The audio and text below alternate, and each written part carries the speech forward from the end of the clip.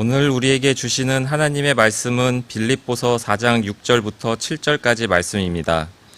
아무것도 염려하지 말고 다만 모든 일에 기도와 간구로 너희 구할 것을 감사함으로 하나님께 아뢰라. 그리하면 모든 지각에 뛰어난 하나님의 평강이 그리스도 예수 안에서 너희 마음과 생각을 지키시리라. 우리는 지금까지 신앙생활을 해오면서 참으로 많은 기도를 해왔습니다. 기도를 많이 했다라는 것, 오래 했다라는 것은 그만큼 다양한 기도 제목이 우리의 기도를 통해서 발현되었다라는 것이죠. 그런데 아무리 기도 제목이 다양하다 하더라도 결과적으로 그 모든 것은 한 가지 단어로 그 원인을 찾아볼 수 있습니다. 다양한 기도 제목, 하지만 그 다양한 기도 제목 하나하나가 결과적으로는 우리로 하여금 간절히 기도할 수밖에 없는 원인이 되었던 것, 그것이 무엇일까요? 여러 가지 표현이 가능하겠습니다만 이 시간에는 염려라는 단어로 정의해 보겠습니다. 걱정, 근심도 다 같은 맥락이죠.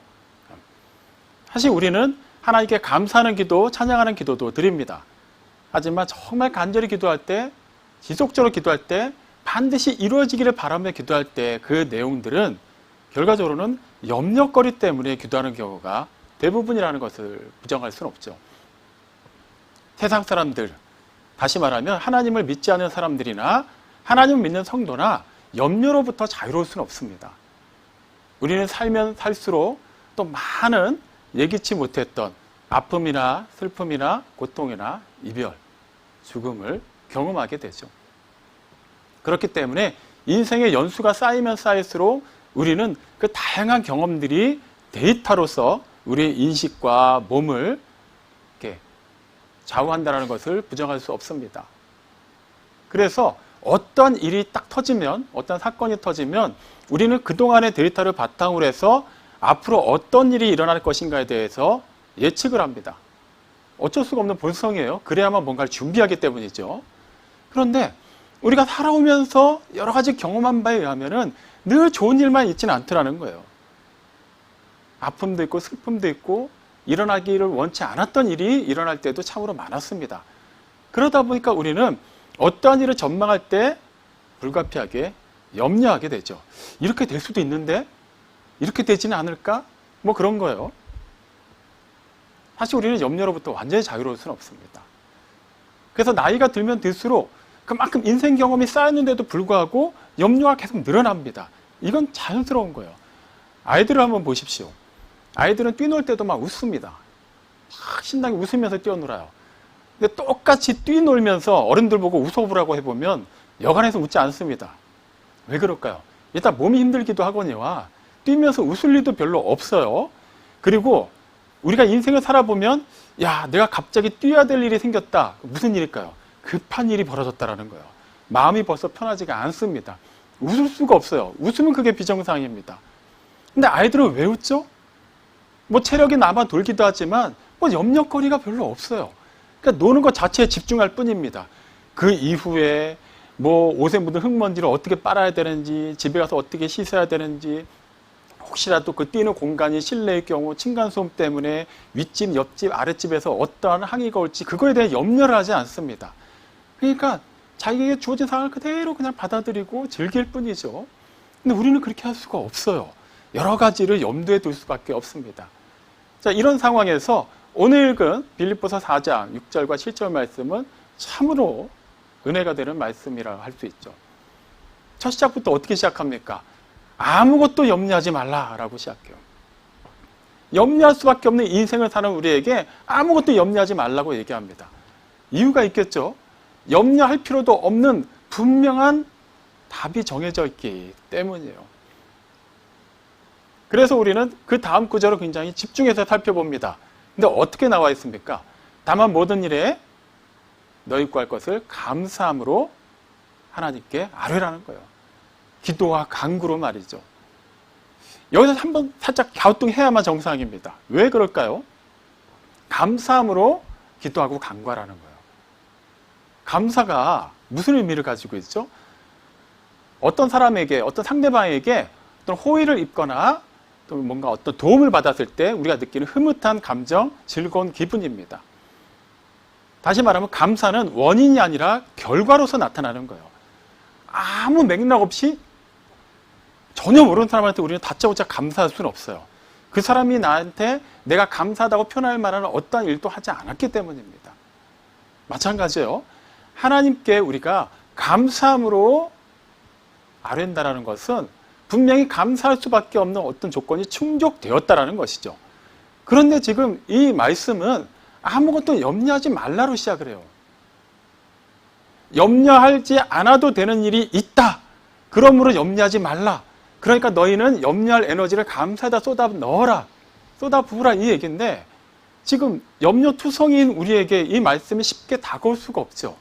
일단은 말씀이 그렇게 하라고 하니까 감사하고 기도는 해야겠는데 여전히 우리는 기도하면서도 염려하기 때문입니다. 과연 이 기도가 응답이 될까? 내가 지금까지 그렇게 많이 기도해 왔지만 매번 응답되는 것 같지는 않던데 내 느낌에 이번에는 왠지 응답이 될 것 같지가 않은데 우리는 사실 기도하면서도 염려할 때가 많아요. 그런데 성경은 우리에게 염려하지 말고 감사함으로 구할 것을 기도하고 간구하라고 말합니다. 그러면 그 다음에 우리가 아직까지 발견하지 못한 분명한 이유가 있어야만 하겠죠. 그러면 그 다음에 기록되어 있는 빌립보서 4장 7절 뭐라고 나와 있습니까? 그리하면으로 시작해요. 이미 답이 나온 거예요. 자, 이렇게 하면은 이렇게 된다라는 거죠. 자, 그럼 우리가 염려할 수밖에 없는 상황 속에서도 감사하면서 기도와 간구로 하나님께 아뢰었습니다. 그리하면 어떤 일이 일어날까요? 이어지는 말씀은 모든 지각에 뛰어난 하나님의 평강이 우리의 마음과 생각을 지키실 것이라고 말해요. 모든 지각에 뛰어난 하나님의 평강. 좀 더 쉽게 표현하자면 우리의 헤아림을 뛰어넘는 우리가 생각도 못했던 하나님만이 주실 수 있는 그 평화가 우리의 마음과 생각을 지킨다라는 거예요. 자, 여기서 우리는 아멘이 나와야 돼요. 자, 아멘. 근데 그 다음이 또 문제가 됩니다. 우리가 바라는 것은 이 염려거리가 사라지는 거잖아요. 이 염려거리가 해결되는 걸 우리는 바라는 것이지 우리의 마음과 생각이 지켜지는 것, 좋아요. 중요하죠. 근데 여기서부터 우리는 이미 압니다. 우리가 기도한 대로 다 이루어지는 것은 아니구나. 물론 이것은 조금만 신앙생활 해봐도 누구나 다 알 수 있고 인정할 수밖에 없는 영역입니다. 사실 우리가 기도한 대로 다 이루어지면 그게 정말 하나님의 뜻이 될 수 있을까요? 없습니다. 재앙이에요, 그건. 각자가 원하는 게 다 다양하고 다르잖아요. 그런 경우에 따라서는 어떤 사람이 원하는 것과 어떤 사람이 원하는 것이 서로 상충할 수도 있습니다. 그런데 만약에 하나님께서 기도하는 족족 다 들어주시면 어떤 일이 일어날까요? 전쟁이 일어날 겁니다. 다 죽어나갈 겁니다. 내가 마음에 들지 않는 사람 저주하는 기도하면 다 죽을 수밖에 없겠죠. 내가 원하는 대로 다 내가 취하고자 하고 가지려고 한다면 그만큼 누군가는 더 갖지 못하고 가난해지고 불행한 삶을 살 수도 있습니다. 그럼 그 사람은 그 사람대로 필요한 것을 구하게 되겠죠. 말이 안 되는 거예요. 그러니까 우리가 구한다고 해서 다 이루어지는 것은 결코 하나님이 사랑이시기 때문에 반드시 그렇게 하셔야만 한다라고 말할 수는 없다라는 거예요. 그 일은 일단 이루어지지 않습니다. 그러면 그 다음 뭐가 문제인가요? 그럼 우리가 최대한 하나님의 뜻을 구하면서 하나님께 주신 말씀을 근거로 해서 구하는데 그럼 그 정도는 좀 이루어져야 되지 않을까요? 그거에 대한 분명한 확신을 주셔야 우리가 당장 염려할 만한 일이 생기더라도 지금 당장 내가 놀랍기도 하고 좀 두렵기도 하지만 결과적으로는 하나님께서는 가장 좋은 걸 주실 것이고 내가 생각하는 가장 이상적인 결과로 이끌어 주실 것이다 라는 분명한 확신을 좀 우리가 가져야만 비로소 염려하지 않고 감사할 수 있지 않을까요? 그런데 빌립보서 4장 7절은 그거에 대한 어떤 여지도 주지 않습니다. 오직 하나님의 평강이 우리의 마음과 생각을 지킨다라고만 말해요. 우리가 바라는 이 염려거리가 사라지거나 해결되는 것을 얘기하지 않습니다.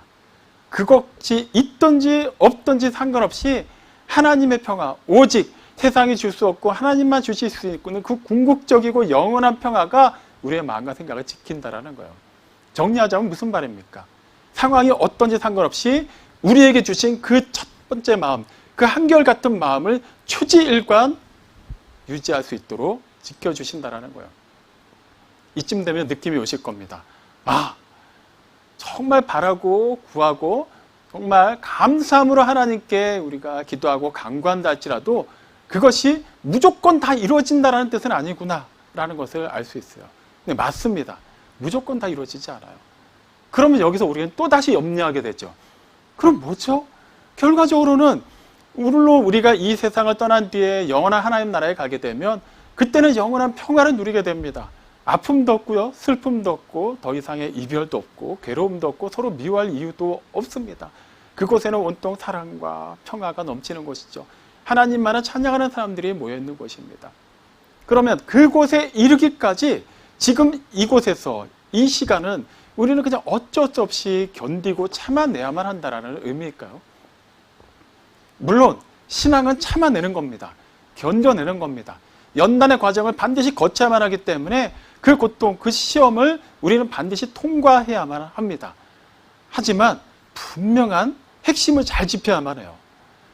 막연하게 알지도 못하는 어느 미지의 시간과 그때를 기다리는 게 아니에요. 우리는 분명히 정해진 그때, 또 그 일을 알고 기다리는 겁니다. 차원이 다른 거예요. 버스가 지나가는 길인지 아닌지도 모르는 길에서 막연히 내가 가는 방향으로 이끌어줄 그 버스를 기다리는 사람과 버스 정류장에 가서 분명히 나의 행선지로 가는 그 버스가 온다는 것을 확인하고 기다리는 것은 차원이 다른 거예요. 그 사람 입장에서 똑같이 기다리는 것이지만 전자는 그냥 이거는 도박도 아닙니다. 그냥 막연한 거예요. 자기 딴에는 믿음이라고 말할 수 있지만 그 길로 아예 차도 안 다니는 길이라면 그거는 아무 의미가 없는 기다림이 되겠죠. 시간 낭비가 될 것이고 기다리는 내내 염려에 휩싸일 수밖에 없습니다. 하지만 분명 행선지를 알고 그곳으로 향하는 버스가 오는 정류장임을 알고 아직 버스가 운행하는 시간대임을 아는 사람은 당장 그 버스가 보이지 않아도 초조해하지 않습니다. 염려하지 않아요. 기다리면 조금 있으면 올 것을 알기 때문이죠. 이 사실을 분명히 염두에 두시고 우리는 다시 빌립보서 4장 6절 7절 말씀을 살펴봐야만 합니다.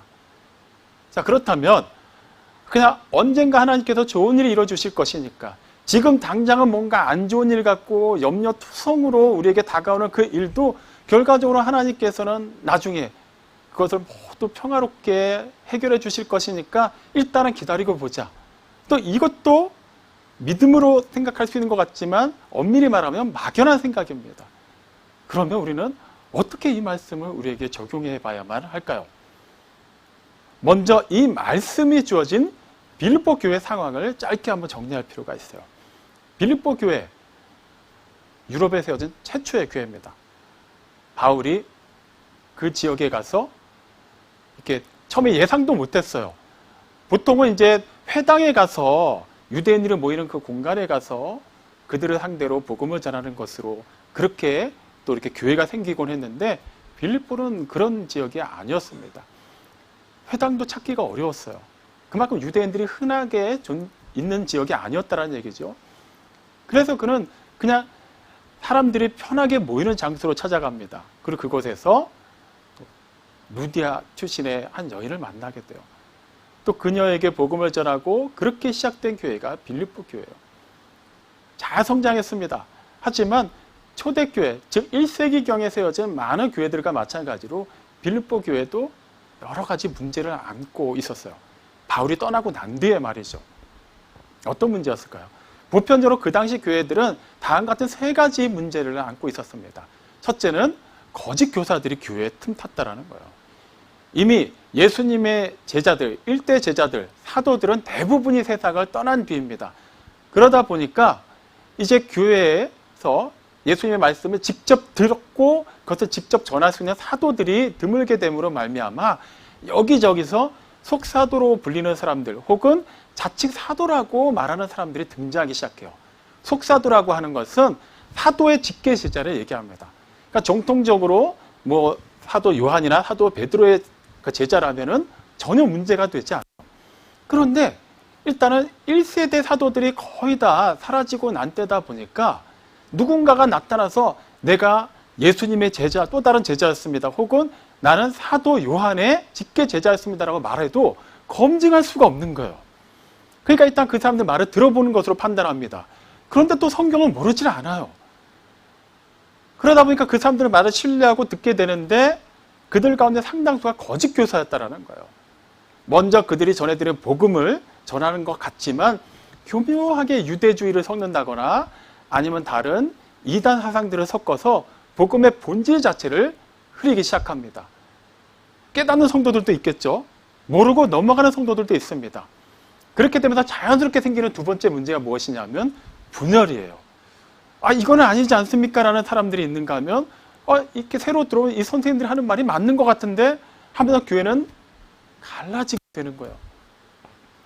그렇게 일이 진행되다 보면 어떤 일이 일어날까요? 교회가 세속화되든지 아예 소멸되든지 무엇이 되든지 간에 교회에 유익이 되는 일은 아닙니다. 교회 안에서만 문제가 있는 게 아니었죠. 밖에서도 심각한 문제가 있었어요.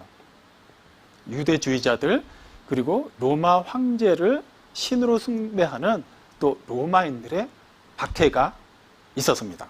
그러니까 이렇게 세 가지만 놓고 보더라도 교회 입장에서는 굉장히 치명적인 문제를 안고 있는 거였어요. 깨어있는 자들은 당연히 염려할 수밖에 없습니다. 그들도 치열하게 기도했을 거예요. 그런데 그 외적인 문제가 해결되지가 않습니다. 해결이 안 되면은 교회는 문을 닫아요. 세속화가 됩니다. 간신히 해결이 됐을 때는 분열이 되어 있을 확률이 높아요. 그리고 해결된다고 해서 다 끝나는 게 아닙니다. 근본적인 상황이 바뀌지가 않았거든요. 여전히 그 당시 교회는 주류가 아니었습니다. 비주류일 뿐만 아니라 또 비주류 가운데서도 상당히 저급한 종교로 취급받았어요. 당시는 신분제가 유지되는 사회였습니다. 그런 사회에서 그 당시 교회는 서로를 향해서 형제 자매로 불렀어요. 신분을 철폐했습니다. 전혀 구분을 두지 않았어요. 가난한 자, 부한 자, 많이 배운 자, 배우지 못한 자, 신분이 높은 자, 천한 자 상관없이 그간은 한 공동체로 이룹니다. 이것부터가 사회 통념을 깬 거예요. 지금 우리가 생각할 땐 굉장히 파격적이면서도 긍정적으로 볼 만한 요소지만 그 시대에는 사회 질서를 깬 겁니다. 그리고 성찬식을 모일 때마다 거행했는데 그것이 잘못 소문이 나면서 실제 사람의 살을 먹고 피를 마신다라는 그런 오해를 받기도 했어요. 그렇기 때문에 교회를 향한, 성도들을 향한 세상의 시선은 결코 곱지가 않았습니다. 간신히 교회 안에 있는 문제들을 봉합하고 외부의 박해로부터 지켜낸다 하더라도 사회생활을 하는 것 자체가 굉장히 많은 제약을 받을 수밖에 없었어요. 그 상황에서 염려하지 않을 사람이 있을까요? 아무리 기도를 많이 한다고 해도, 아무리 신앙생활을 오래 했다고 해도 그 상황에서 걱정하지 않고 근심하지 않을 사람은 없습니다. 그런 그들을 향해서 바울이 지금 얘기하는 거예요. 아무것도 염려하지 말라. 다만 너희 구할 것을 감사함으로 하나님께 아뢰어라. 그리하면 모든 지각에 뛰어나신 하나님의 평강이 너희의 마음과 생각을 그리고 또 예수 안에서 지켜주실 것이다. 좋죠? 하지만 이 말씀만 그대로 적용하기에는 여전히 염려거리가 해결되지 않습니다. 몸은 여전히 고달플 거예요. 마음은 괴로울 겁니다. 그저 막연히 언젠가 다가올, 언젠가 가게 될 그 천국만을 기대하면서 이것을 참아내기란 보통 어려운 일이 아니죠. 하지만 우리는 이 말씀을 단지 그 시대 그들이 처한 그 상황에만 적용해 봐서는 안 됩니다. 마찬가지로 이 말씀을 우리에게 적용할 때도 지금 당장 이곳에서 내가 겪는 이 상황에 비춰서만 적용해 보면 우리는 결코 이 말씀에서 은혜를 받지 못합니다. 오히려 더 염려할 수밖에 없겠죠. 도무지 감사가 우러나오지 않는 상황인걸. 내가 바라는 것은 이건데 하나님께서 내 마음과 생각만 지키신다고 하니까 이건 도무지 우리에게 와닿지 않는 말씀일 수밖에 없겠죠. 우리는 좀 시간의 지평을 넓혀야만 합니다. 조금 넓힌다고 표현했습니다만 그냥 원론적으로 얘기하면 우리는 이 시간에만 적용해서는 안 된다는 거예요. 그리고 내가 처한 이 상황만을 바라봐서도 안 된다는 거예요. 그러기 위해서 조금 더 거시적으로 말씀을 좀 넓혀서 보겠습니다. 굳이 많이 넓히지도 않을게요. 바로 빌립보서 4장 6절 직전에 기록되어 있는 4장 5절 후반부 말씀을 보겠습니다. 짧습니다. 주께서 가까우시니라. 자, 바울이 그 얘기를 하고 곧장 빌립보서 4장 6절을 말씀한 거예요. 아무것도 염려하지 말라. 주께서 가까우셨으니까. 주님 오실 날이 멀지 않았으니까 염려하지 말라는 거예요. 여전히 염려가 될 수밖에 없죠. 그거는 그때 가서 볼 일이고, 물론 주님이 오시면 모든 것을 새롭게 하실 것이고 완전히 뒤엎으실 것이고 그때는 모든 것이 끝나고 이 세상의 모든 악이 종식될 것이고 영원한 하나님의 나라 그리고 영원한 평화가 도래하게 될 것입니다. 하지만 그거는 그때 일이잖아요. 아직은 아니라는 거예요. 하지만 주께서 가까우시니라, 주님 오실 날이 멀지 않았다라는 이 말씀은 단지 이때와 동떨어지는 어느 시대 그리고 이 상황과는 전혀 상관없는 한 사건만을 얘기하는 것이 아니라는 것이죠. 베드로전서 1장 5절 말씀을 보면 하나님께서는 우리를 성도를 지키신다고 말합니다. 그런데 그 기간이 있어요. 언제까지냐 하면 우리가 완전히 구원받는 그때까지 하나님의 능력으로 성도들을 지켜주신다는 거예요. 다시 말하면 주님께서 오실 날이 가까이 왔다, 얼마 남지 않았다라는 말에는 그냥 그때까지 참고 견디라가 아니에요. 그 날이 이르기까지 우리로 하여금 하나님의 자녀로서, 하나님의 백성으로서 마땅히 살아내야 되는 그 삶을 살기에 부족함이 없도록 하나님이 지키시고 보호하신다라는 거예요. 그동안은 너희 힘으로 알아서 버텨라, 어디 너희 믿으면 얼마나 좋은가 보자라고 말씀하시지 않는다라는 겁니다. 책임져 주신다라는 거예요. 빌립보서 2장 6절의 말씀처럼 하나님께서는 우리 안에서 선한 일을 시작하셨는데 그 일을 그냥 어느 한때만 시작하시고 기분에 따라서 하셨다가 안 하셨다가 하는 것이 아니라 그리스도 예수의 날에 이르기까지 끊임없이 이어가시고 끝까지 그 일을 마치실 것이라는 거죠. 그 사실을 알기 때문에 우리는 지금 당장 내가 처해 있는 이 상황만을 놓고 하나님 앞에 이 염려거리를 해결해 주십시오라고 기도한다면 여전히 우리는 염려할 수밖에 없지만 그 모든 것이 하나님의 시간, 하나님의 그 통치 안에 놓고 보게 되면은 아무것도 아니라는 것을 알게 된다는 것이죠. 다시 말해 염려할 거리가 되지 않는다는 것을 알게 되는 거예요. 지금 사도가 말하는 것은 주께서 가까우시니라, 지금 내가 아니라 지금 내가 살아있는 모든 근본적인 이유가 되고 그 생명을 주시는 하나님께 시선을 두라는 거예요. 주께 가까우시니라, 지금 내가 아둥바둥 살고 있는 이 시간 속에서만 하나님의 뜻을 구하지 말고 하나님의 그 시간 속으로 들어가서 한번 보라는 거예요. 그냥 아직은 아니지만 결과적으로 올 그 시간만을 얘기하는 게 아니에요. 베드로전서 1장 5절 말씀에서 우리가 확인했듯이 하나님의 시간은 다가올 뿐만 아니라 이미 임하였고 계속해서 현재형으로 흘러가고 있다는 거예요. 그렇기 때문에 하나님이 우리를 지키시고 보호하신다는 겁니다.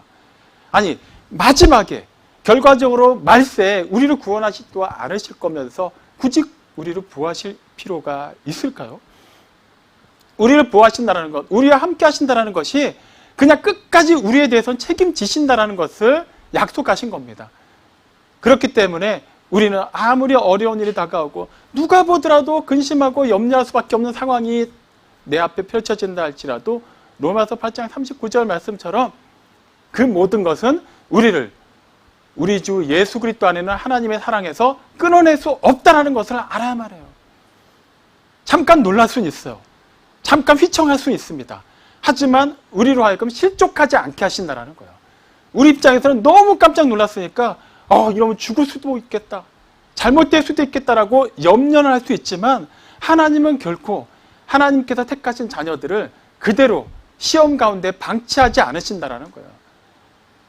정말 우리가 왜 나에게 이런 아픔이 있고 이런 어려움이 있는가, 나는 분명히 하나님 뜻대로 살고 있는데 왜 이 근심 걱정거리가 사라지지 않는가 라고 말할 수 있다면 그 전제 조건인 내가 하나님의 뜻대로 살고 있는데, 내가 사는 것 같지만 하나님께서 나와 함께 하시고 나에게 그 힘을 주고 계시는데 왜 나에게는 그렇다면 걱정하지 마십시오. 하나님의 뜻대로 살고 있습니까? 그 가운데 겪어야 되는 고통입니까? 왜 나에게만 일어나야 되는 근심거리입니까? 그것은 나에게 필요한 성장통입니다. 하나님께서 나를 자라게 하시고 우리를 자라게 하신다는 거예요.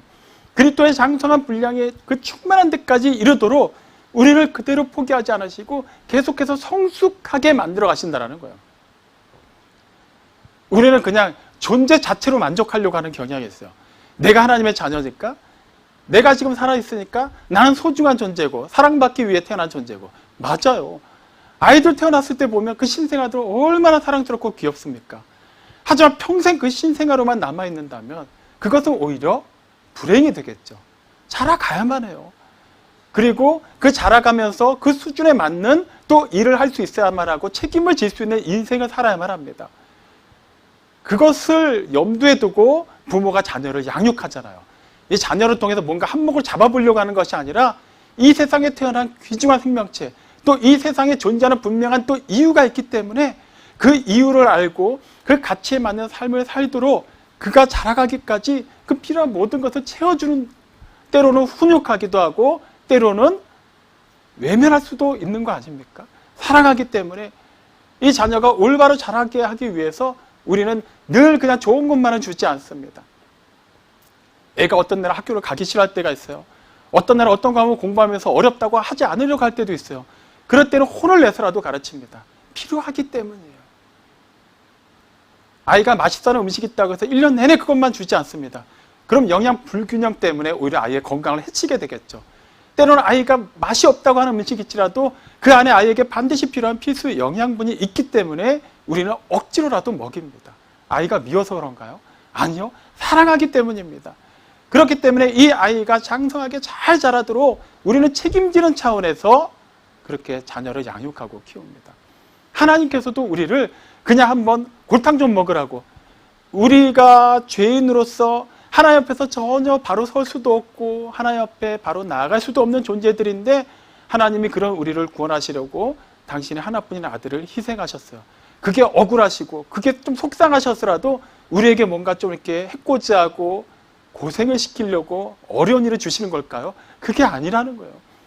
우리를 책임지시기 때문에 그러한 시험이, 그러한 염려거리가 우리를 반드시 그 안으로 들어가게 하심으로 말미암아 그것을 능히 극복하고 통과하고 순금과 같이 나올 수 있도록 하나님께서 그렇게 모든 것을 주관하고 계신다는 겁니다. 이 사실을 알기 때문에 우리는 로마서 8장 28절 말씀 그대로 당장은 어려운 일인 것 같고 근심거리인 것 같고 때로는 기쁨인 것 같고 이 모든 일 중에 우리는 어느 하나만을 취하고 싶지만 하나님께서는 결국 이 모든 것이 우리의 삶을 통틀어서 역사하게 하십니다. 그리고 이 모든 것이 결과적으로는 하나님의 선한 일을 이루는 데 필요한 도구가 된다는 것, 수단이 된다는 것을 우리로 하여금 알게 하신다는 것이죠. 그렇기 때문에 우리는 염려거리가 생길 때 오히려 기대할 수 있어야 돼요. 성숙한 그리스도인들일수록 염려거리가 생길 때 덜컥 겁이 날지언정 그것 때문에 계속해서 지속해서 염려하고 그냥 염려하면서 쩔쩔매면서 기도할 것이 아니라, 그렇다면 다른 사람도 아니고 나에게, 다른 가정도 아니고 우리 가정에게, 다른 교회도 아니고 우리 교회에 이런 아픔과 어려움을 주셨다면 반드시 이것을 통하여서 이것과는 비교할 수도 없는 우리의 헤아림을 뛰어넘는 하나님의 평화가 예비되어 있구나라는 것을 볼 수 있어야 된다는 겁니다. 그러면 우리는 염려거리가 있을 때마다 그저 기계적으로 감사합니다 하고 기도만 하면 되는 것일까요? 거기서 끝나서는 안 되겠죠. 우리가 거기서만 끝나려고 할 때 마귀가 교묘하게 우리를 시험합니다. 어떻게 시험할까요? 너가 그렇게 기도를 많이 했는데, 신앙생활 잘하고 헌금도 잘하고 전도도 잘하고 봉사도 많이 하는데 왜 너의 삶이 이렇게 늘 팍팍할까? 왜 너의 가정에 그 문제는 해결되지 않을까? 왜 여전히 너의 그 사랑하는 가족 가운데 누군가는 예수를 믿지 않는 것일까? 너가 하는 사업은 왜 그렇게 더 어려운 것일까? 너희 교회는 왜 이렇게 많은 어려움을 안고 가는 것일까? 듣고 보니까 그래요.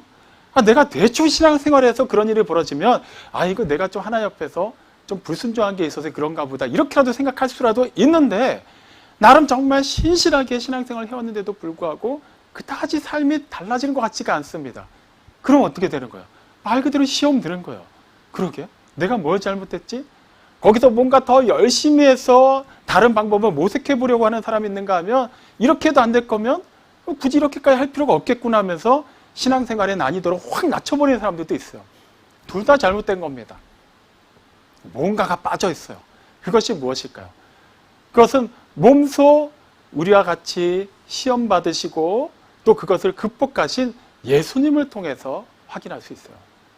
마태복음 4장과 누가복음 4장에는 예수님이 성령에 이끌리셔서 광야로 가셔서 40일 동안 밤낮으로 금식하시고 그 뒤에 마귀에게 시험당하신 이야기가 기록되어 있습니다.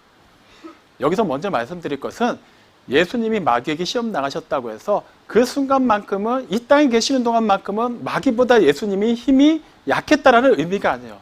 사람의 몸을 입고 오신 성자 하나님께서는 모든 것을 하나님의 그 신적 권위를 바탕으로 해서 하실 수가 있습니다.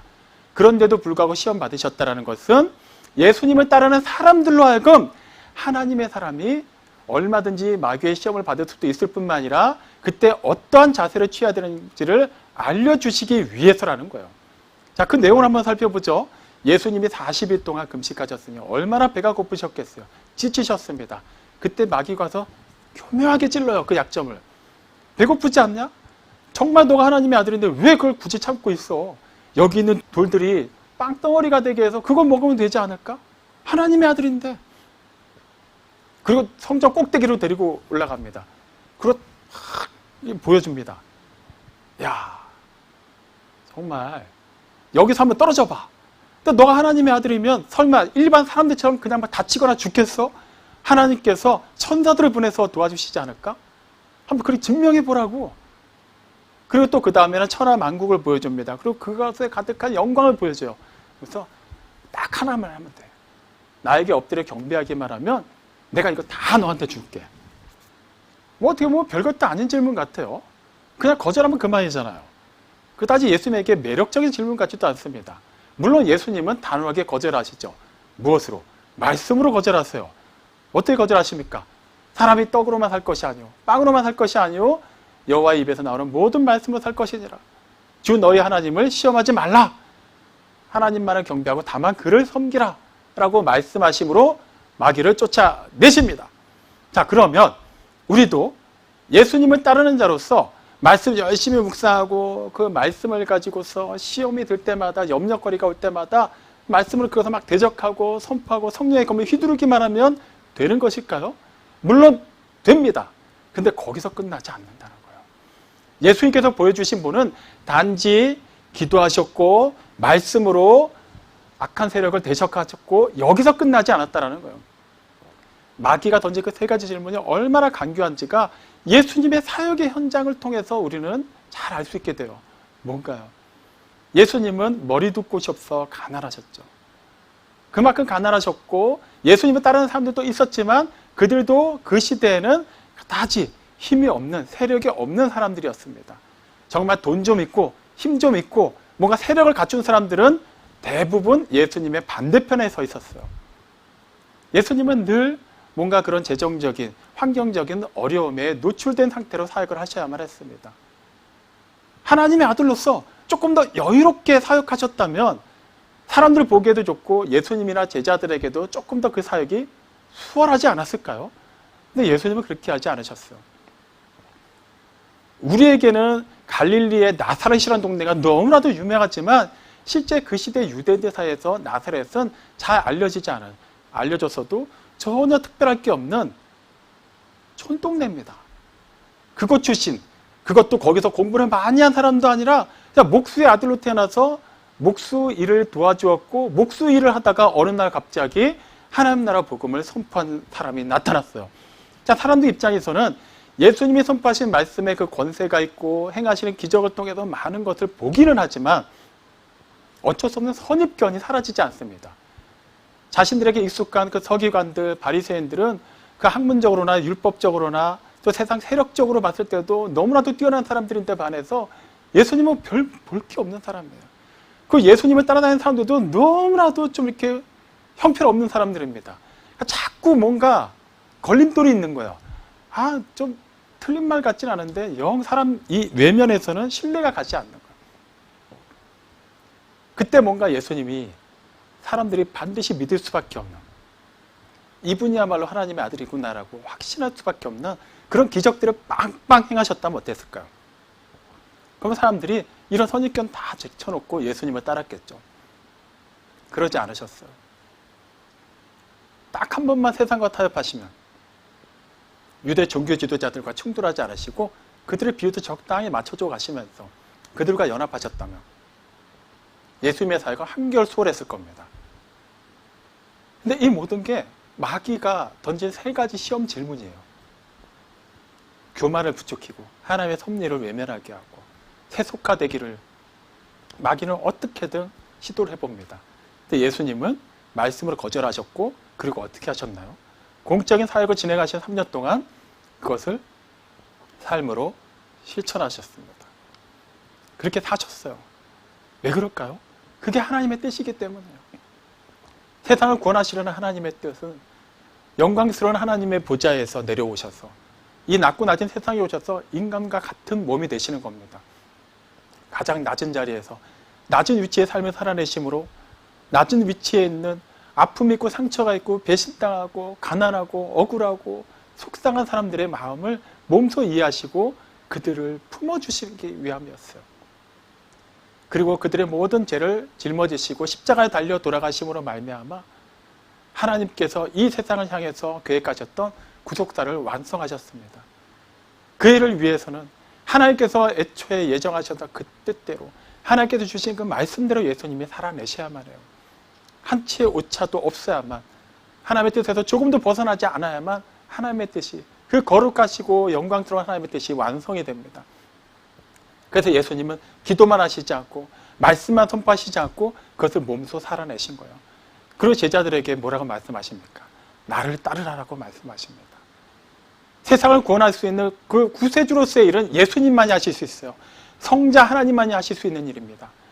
하지만 세상을 향해서 이미 완성되었고 선포된 하나님 나라 복음을 전하는 일은 예수님이 몸소 살아내신 그 삶을 같이 따라서 살아내므로, 그 삶을 세상에 보여줌으로 말미암아 나타낼 수 있는 거예요.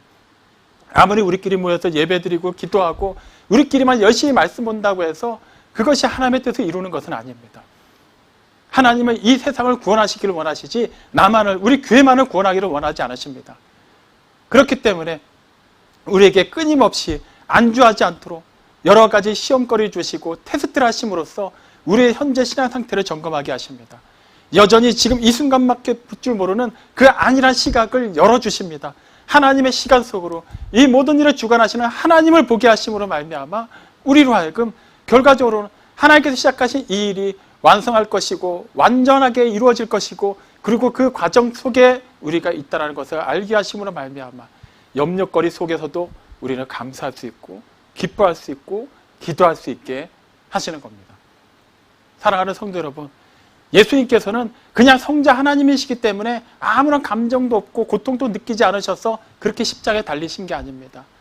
부끄럽고 고통스럽지만 그 이후에 있는 기쁨을 내다보시고 히브리서 12장 2절 말씀 그대로 그냥 이 상황 자체는 예수님도 힘든 상황이었지만 그 너머에 있는 영원히 펼쳐질 하나님의 시간, 생명을 보셨기 때문에 참아내신 겁니다. 사랑하는 성도 여러분, 우리는 지금 이 순간만을 사는 자들이 아닙니다. 이 순간순간은 하나님께서 이미 계획하시고 운행하시는 영원 속의 한 부분이라는 걸 아시기 바랍니다. 우리가 생각하는 그 염려거리, 하나님의 뜻대로 사는데 방해가 되는 걸림돌, 장애물 아닙니다. 오히려 하나님의 시각에서 보면 그것은 우리가 하나님의 그 생명 속으로 한 걸음 한 걸음 내딛는데 도움이 되는, 수단이 되는 디딤돌이라는 것을 알게 되실 것입니다. 그러니 하나님의 말씀을 부단히 상고하십시오. 묵상하십시오. 그리고 그 말씀을 통해서 하나님을 온전히 바라보시기 바랍니다. 그리고 하나님께서 펼쳐주신 그 영원한 생명의 시간 속으로 들어가서 기도함으로 하나님의 능력을 더욱더 신실하게 구하십시오. 그 능력을 바탕으로 이제는 주어진 삶을 살아내십시오. 평안만을 구하지 말고 이미 평안의 절대 원인이 되시는 예수님이 우리 안에 계시고 세상에 줄 수 없는 평안을 이미 우리에게 주셨고 완성해 가고 계십니다. 반드시 완성됩니다. 그렇기 때문에 우리는 이미 완성형의 평안을 누리고 있다는 것을 잊지 마십시오. 그러니 감사함으로, 기대함으로, 기뻐함으로 하나님께 기도하십시오. 그러면 모든 지각에 뛰어나신 하나님의 평강이 우리의 마음과 생각을 지키실 것입니다. 흐트러지지 않고 하나님께서 내신 그 생명의 길을 가게 하실 것입니다. 이 놀라운 믿음의 여정에 치우치지 않고 처지지 않고 멈추지 않고 날마다 새롭게 행진해 나가는 우리 모두가 되기를 주님의 이름으로 축원합니다. 아멘.